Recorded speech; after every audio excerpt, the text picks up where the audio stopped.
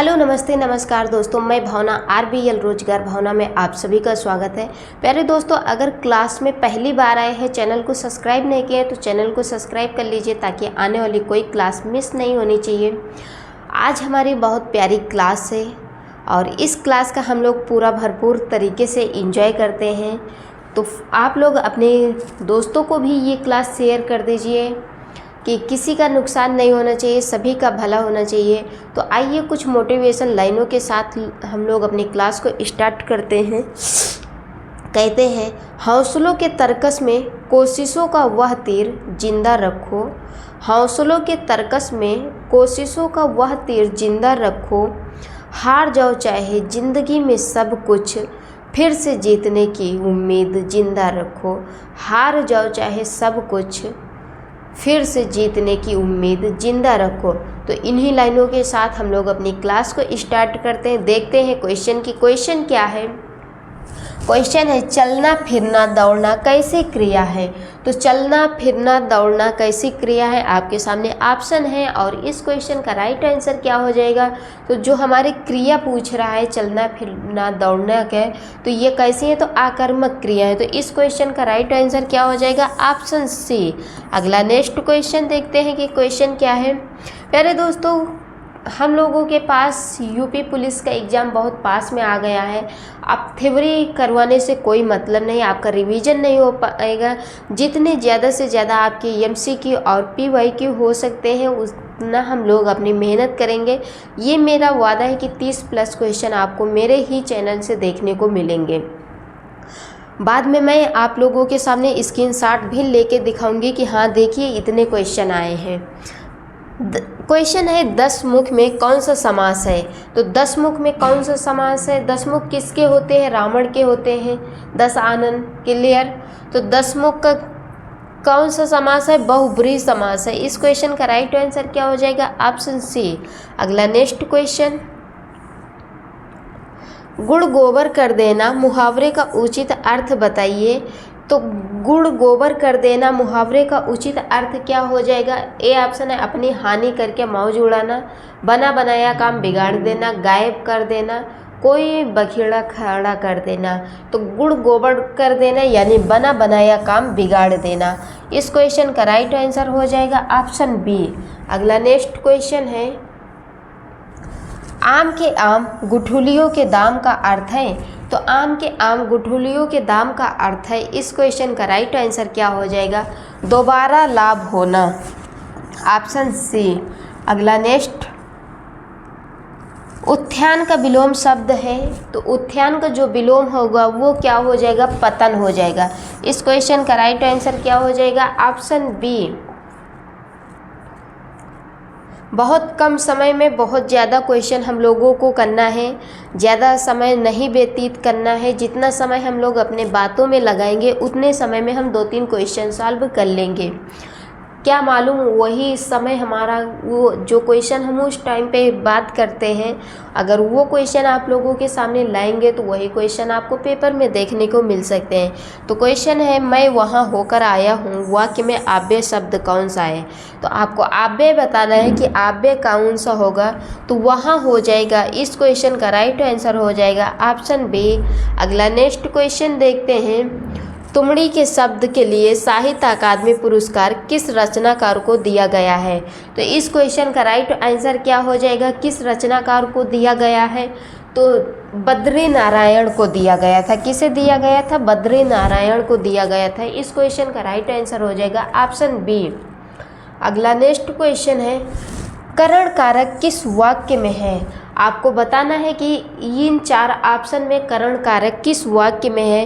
तो इस क्वेश्चन का राइट आंसर क्या हो जाएगा? वह कलम से लिखता है, वह कलम से लिखता है, इसी में हमारा करण कारक है। तो इस क्वेश्चन का राइट आंसर हो जाएगा ऑप्शन बी। निम्नलिखित में से वाक्य के शुद्ध रूप का चयन कीजिए। आपको शुद्ध बताना है कि शुद्ध वाक्य इसमें कौन सा होगा। तो कौन सा हो जाएगा? पिछले सोमवार को स्कूल बंद था। ए ऑप्शन है, पिछले सोमवार को स्कूल बंद है। बी ऑप्शन है, पिछले सोमवार को स्कूल बंद रहेगा। सी ऑप्शन है, पिछले सोमवार को स्कूल बंद होना है। डी ऑप्शन है पिछले सोमवार को स्कूल बंद था। तो यही हमारा शुद्ध वाक्य हो जाएगा, पिछले सोमवार को स्कूल बंद था, ऑप्शन डी। नेक्स्ट क्वेश्चन है, निम्नलिखित वाक्यों में से कौन सा वाक्य शुद्ध है। आपको शुद्ध वाक्य बताना है कि शुद्ध वाक्य कौन सा होगा। ए ऑप्शन है राम का दर्शन पाकर अहिल्या धन्य हुई। बी ऑप्शन है भांडा फूटने पर उसके गर्दन लज्जा से नीचे हो गई। सी ऑप्शन है इस चिकित्सालय में सर्वोत्कृष्ट रोगों की चिकित्सा उपलब्ध है। डी ऑप्शन है भाषा के मानकीकरण के लिए व्याकरण जरूरी है। तो भाषा के मानकीकरण के लिए व्याकरण जरूरी है। इस क्वेश्चन का राइट आंसर हो जाएगा ऑप्शन डी, यही हमारा शुद्ध है। क्लियर। ऐसे ही क्वेश्चन आपको पूछे ही जाएंगे। आपको मिक्स क्वेश्चन करवा रही हूँ। वृक्ष से पत्ते गिरते हैं, इस वाक्य में से किस कारक का चिन्ह है। तो आपको बताना है कि इस क्वेश्चन का राइट आंसर क्या हो जाएगा। वृक्ष से पत्ते गिरते हैं, जब एक चीज़ अलग होती है तो वहाँ पे कौन सा कारक हो जाता है, अपादान कारक हो जाता है। तो इस क्वेश्चन का राइट आंसर हो जाएगा अपादान, ऑप्शन डी। आशु काव्य के रचनाकार हैं, तो आशु काव्य के रचनाकार कौन हैं बताइए फटाफट। कि आशु काव्य के रचनाकार जो थे वो जयशंकर प्रसाद थे। तो इस क्वेश्चन का राइट आंसर हो जाएगा ऑप्शन सी। पीताम्बर में कौन सा समास है। आपको समास बताना है कि पीताम्बर में कौन सा समास है। तो पीताम्बर में जो समास होगा वो बहुब्रीहि समास होगा। कौन सा होगा, तो बहुब्रीहि समास होगा। इस क्वेश्चन का राइट आंसर हो जाएगा ऑप्शन डी। अगला नेक्स्ट क्वेश्चन देखते हैं कि क्वेश्चन क्या है। सुहाग के नुपुर के रचयिता हैं। आपको सुहाग के नुपुर के रचयिता बताना है। तो इस क्वेश्चन का राइट आंसर क्या हो जाएगा, अमृतलाल नागर। कौन है, तो अमृतलाल नागर हैं, याद रखना। इस क्वेश्चन का राइट आंसर हो जाएगा ऑप्शन सी। दिए गए वाक्यांश के लिए एक शब्द होगा जो कहा न जा सके। जो कहा न जा सके उसके लिए आपको एक शब्द बताना है। तो इस क्वेश्चन का राइट आंसर क्या हो जाएगा, जो कहा न जा सके उसे क्या कहते हैं, अकथ्य कहते हैं। तो इस क्वेश्चन का राइट आंसर क्या हो जाएगा, ऑप्शन सी। अगला नेक्स्ट क्वेश्चन देखते हैं कि क्वेश्चन क्या है। क्रिया विशेषण के प्रकार और उनके उदाहरण का निम्नलिखित में से कौन सा युग्म सही नहीं है। आपको सही नहीं है बताना है। तो इस क्वेश्चन का राइट आंसर क्या हो जाएगा, निश्चय बोधक क्रिया विशेषण बेशक सही है।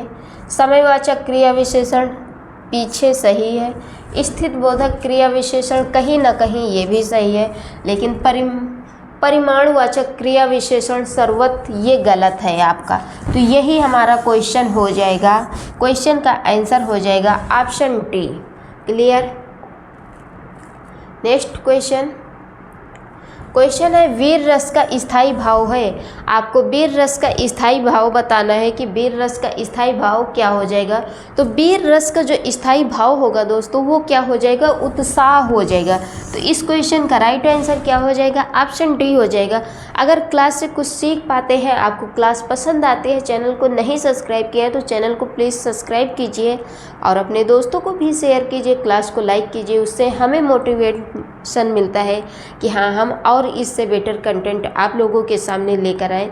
थ्योरी के लिए टाइम नहीं बचा है, एक्सप्लेन के लिए टाइम नहीं बचा है, तो हम लोग एक अपना तरीका अपनाते हैं कि MCQ PYQ के माध्यम से जितने ज़्यादा से ज़्यादा क्वेश्चन हो सकते हैं उतने ज़्यादा से ज़्यादा क्वेश्चन लगाएंगे।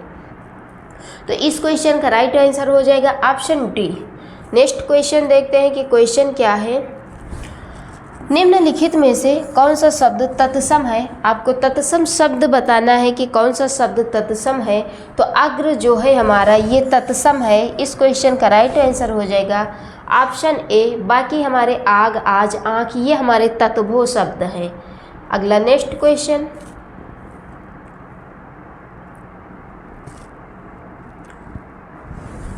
श्रुति समशब्द युग्म की भिन्न अर्थ वाली सही जोड़ी को पहचानिए। आपको सही जोड़ी बताना है कि क्या होगा इस क्वेश्चन का राइट आंसर। तो सही जोड़ी जो है वो कौन सा है, कुल कुल। तो इस क्वेश्चन का राइट आंसर हो जाएगा ऑप्शन ए। बाकी तीनों गलत हैं। निम्नलिखित शब्दों में से एक का अर्थ स्त्री है, तो एक का अर्थ स्त्री है, तो इस क्वेश्चन का राइट आंसर क्या हो जाएगा? स्त्री जो है हमारा वो क्या है? अंगना है। क्या है? अंगना। क्लियर?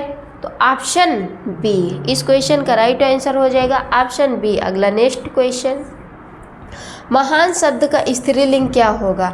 आपको महान शब्द का स्त्रीलिंग बताना है कि महान शब्द का स्त्रीलिंग क्या होगा। तो महान शब्द का जो स्त्रीलिंग होगा वो होगा महती। ऑप्शन ए इस क्वेश्चन का राइट आंसर हो जाएगा। देखते हैं अगला नेक्स्ट क्वेश्चन की क्वेश्चन क्या है। वर्ष 2013 में मिलजुल मन उपन्यास के लिए साहित्य अकादमी पुरस्कार किसे दिया गया है? तो इस क्वेश्चन का राइट आंसर क्या हो जाएगा? जो पुरस्कार दिया गया था वो किसे दिया गया था? मृदुला गर्गर को दिया गया था। किसे दिया गया था? मृदुला गर्गर को दिया गया था। इस क्वेश्चन का राइट आंसर हो जाएगा ऑप्शन सी। अगला नेक्स्ट क्वेश्चन देखते हैं, निम्नलिखित में से कौन सा वर्ण महाप्राण का उदाहरण है? आपको महाप्राण का उदाहरण बताना है कि कौन सा। 4 ऑप्शन दिए गए हैं और इसमें कौन महाप्राण है। तो इस क्वेश्चन का राइट आंसर क्या हो जाएगा? भा जो है हमारा ये महाप्राण है, तो इस क्वेश्चन का राइट आंसर हो जाएगा ऑप्शन डी। अगला नेक्स्ट क्वेश्चन क्या है, गद्यांश में ईर्ष्यालु व्यक्तियों के आपको आपकी यूपी पुलिस में जो 5 क्वेश्चन आते हैं वो गद्यांश से आते हैं। उसमें गद्यांश का एक्सप्लेन दिया रहता है और उसी में से आपको आंसर छांटना होता है। क्लियर? तो आपको गद्यांश बताना है कि कौन सा होगा। इस क्वेश्चन का राइट आंसर, ईर्ष्यालु व्यक्ति के लिए खिल्ली उड़ाई गई है, तो इस क्वेश्चन का राइट आंसर हो जाएगा ऑप्शन ए। नेक्स्ट क्वेश्चन है, अपव्यय का क्या अर्थ होता है? आपको अपव्यय का अर्थ बताना है कि अपव्यय का अर्थ क्या होता है। तो फिजूल खर्च करना। क्लियर? फिजूल खर्च, ऑप्शन डी। गद्यांश का उपर्युक्त शीर्षक क्या होगा? तो आपको गद्यांश का उपर्युक्त शीर्षक बताना है कि क्या होगा। तो ईर्षा होगा। इस क्वेश्चन का राइट आंसर हो जाएगा ऑप्शन ए। अगला नेक्स्ट क्वेश्चन देखते हैं, ईर्षा का काम है, तो ईर्षा का क्या काम हो रहता है? इस क्वेश्चन का राइट आंसर क्या हो जाएगा? ईर्षा यानी जलना। क्लियर? जलाना। ऑप्शन बी हो जाएगा इस क्वेश्चन का राइट आंसर। गद्यांश में प्रयुक्त ध्येय का क्या अर्थ है? तो इस क्वेश्चन का राइट आंसर बताइए कि क्या हो जाएगा। तो गद्यांश में प्रयुक्त ध्येय का जो अर्थ है वो होगा लक्ष्य, यानी ऑप्शन ए इस क्वेश्चन का राइट आंसर हो जाएगा। अगला नेक्स्ट क्वेश्चन है, ओठना और औठना का अर्थ है, तो ओठना और औठना का क्या अर्थ हो जाएगा?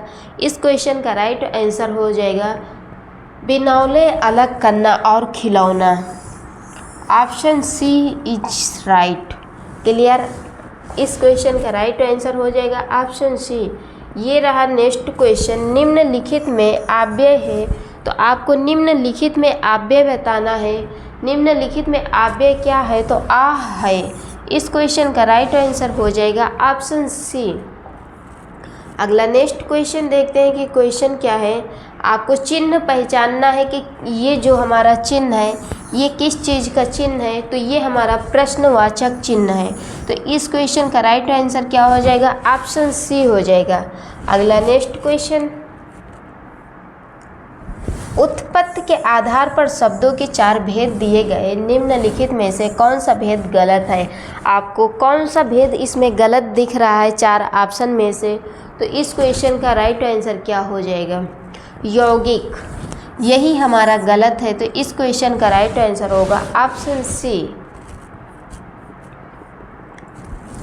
निम्नलिखित में से एक विशेषण शब्द है। आपको विशेषण शब्द बताना है कि विशेषण है, तो महत्व जो है ये हमारा विशेषण है, बाकी सारे विशेष से हैं, तो इस क्वेश्चन का राइट आंसर हो जाएगा ऑप्शन डी। दैनंदिनी का पर्याय निम्न में से होगा, तो आपको पर्याय बताना है कि इस क्वेश्चन का राइट आंसर क्या हो जाएगा। तो दैनंदिनी का जो पर्याय होगा वो होगा दैनिकी। Option C. नेक्स्ट क्वेश्चन, श्रृंगार रस का स्थायी भाव है, तो श्रृंगार रस का स्थायी भाव क्या हो जाएगा? श्रृंगार रस का जो स्थायी भाव होगा वो हो जाएगा प्रेम। तो इस क्वेश्चन का राइट आंसर हो जाएगा ऑप्शन ए। अगला नेक्स्ट क्वेश्चन देखते हैं। शीत का विलोम बताना है। शीत का विलोम क्या हो जाएगा? तो शीत का जो विलोम होता है वो होता है उष्ण। तो इस क्वेश्चन का राइट आंसर हो जाएगा ऑप्शन सी।